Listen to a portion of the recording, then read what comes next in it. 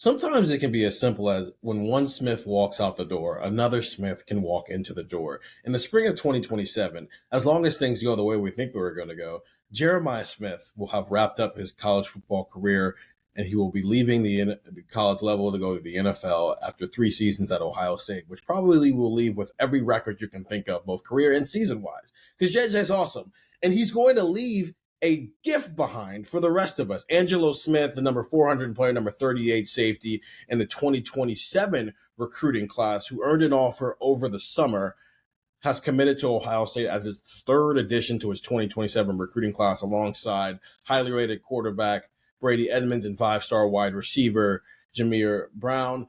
Andrew Gillis, we have more Smiths to talk about. Just when we thought we were going to be done with the Smith family, another one comes along. Tell us about Angelo and why this is such a big deal. You know what? Hey, Smith happens, I guess. Jeremiah Smith, when he committed to Ohio State, this was so long ago. I mean, Stephen, you covered the majority of his recruitment. I wasn't here yet. And you get to know families when you recruit people. You get to know not just the kid you're recruiting. You get to know coaches. Everybody. You get to know parents. You get to know brothers, sisters, cousins, uncles, nephews, third cousins, father, stepfather removed. You get to know everybody in that family, especially when you are a recruit like JJ. So Ohio State's been obviously intricately involved with Angelo. They know Angelo. They know the family. He attends Shaman Madonna down in Florida. So, this is something that I think we were kind of joking about like over the summer. And we joked about it, Stephen, you and I, just a little bit ago. Like, this was probably never not going to happen. It would have really taken something, I think, special for him not to end up at Ohio State. But obviously it happens now where we're at the end of literally the summer, like literally the last day of summer, he decides that he's going to be an Ohio State Buckeyes. So, it's always cool whenever these stories happen. There's Jet Harrison is the younger brother of Marv. He has an offer from Ohio State. I would venture to guess at some point that we do a video about him. Maybe we could just pre-record that now. So Angelo is going to be a defensive back, it looks like, and we can get into the 27 receivers and maybe why he's not going to be a receiver. A nice addition, I think, to the back end. It's always cool when it happens to a family member. And, now Ohio State, as crazy as this sounds, the 26 class is more about kind of plugging holes and seeing what pops up over these next couple of months. The 27 class is starting to build here, and I think you're going to see that in these next couple of months. Jameer Brown, Jaden Ricketts, they committed last November. They're members of the 27 class and 26 class and 27 class. Brady Edmonds famously committed the first week of December. This is when these things start to happen. I think you're going to start to see more of these 27 kids come through. And it just makes sense that Angelo Smith is, the first non-quarterback, non-in-state five-star receiver in that class. I want to start with, if you think he's going to have the same trajectory as Jeremiah Smith, I think we should nip that in the bud right now. Angelo's path is probably going to be a lot different. I mean, everybody's path is a lot different than what JJ has been with. For starters, he's not a receiver. He is a defensive back. He's a safety. I saw him over the summer. He was working out with Tim Walton. He's a dude. Like, he's very, very good. And I think physically his development has maybe been a little bit different than where JJ's is, right? JJ's 6'4", 225 now, right? So we'll see what Angelo grows into over the next. He's listed at 5'10", 170 right now. That's right. What he's at right now. So he's like, but right, his size alone suggests that he is a defensive back. But even then, it's right. Like, JJ hit a growth spurt at some point in his life, and so who knows? But Angelo might be 6'2" by the time he gets here, or he might be 6'1", or he might not grow anymore. Who knows?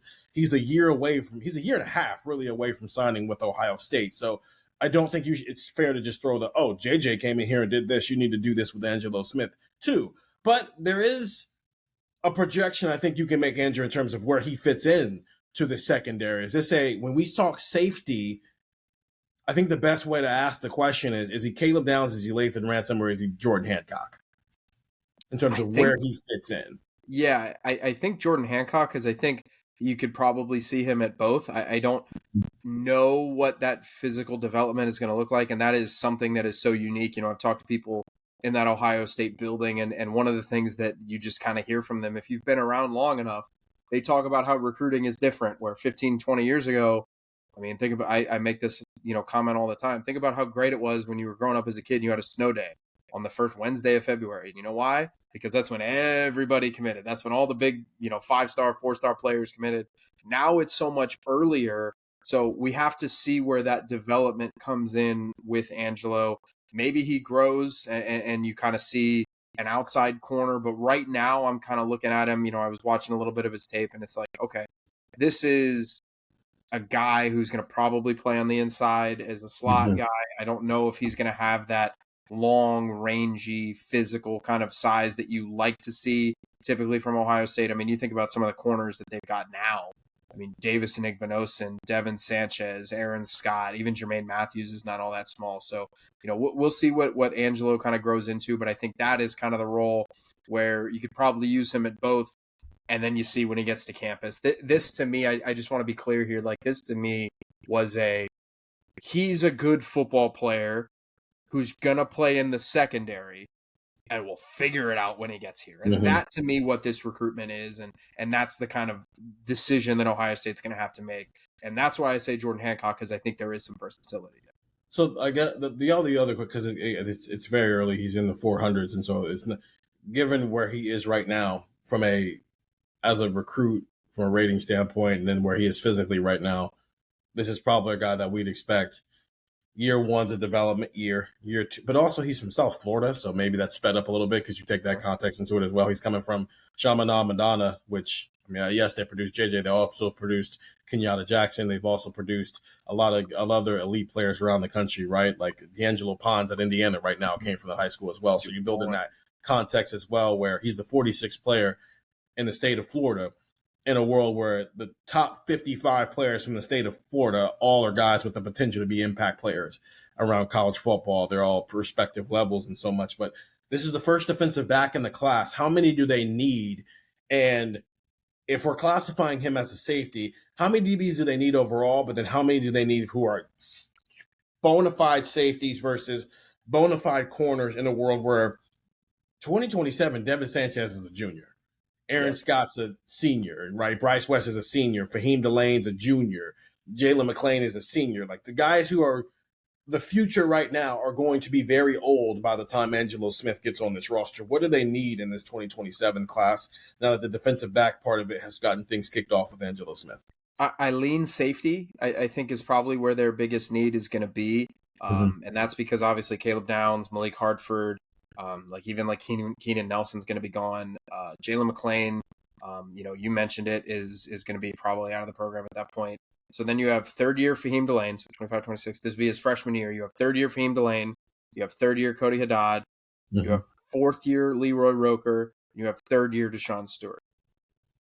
That's what the room is probably projected to be right now in 27. Then you add Blaine Bradford, who is the 5-star in 26, and that's a really, really nice addition. Trust me.